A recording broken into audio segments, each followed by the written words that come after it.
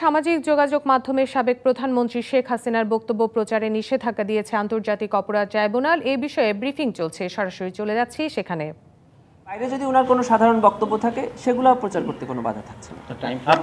আপনার কাছে আমার একটা প্রশ্ন আছে।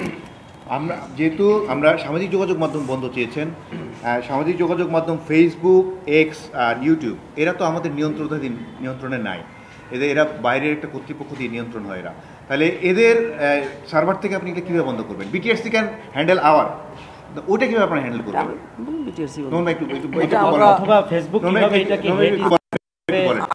ন্যাশনাল হিউম্যান রাইটস স্ট্যান্ডার্ড অনুযায়ী এগুলো হেট স্পিচ, বিদ্বেষমূলক চর্চা এবং এটা ঘৃণা চর্চা, এগুলো আন্তর্জাতিক মানবাধিকার আইন, বিশেষ করে মত প্রকাশের স্বাধীনতার জন্য international covenant on civil and political রাইটসের যে আর্টিকেল 19 আছে, এটা কোনোভাবে শেখ হাসিনার বক্তব্যগুলোকে মত প্রকাশের স্বাধীনতার মধ্যে কাভার করে না। এগুলো মত প্রকাশের স্বাধীনতার পরিপন্থী।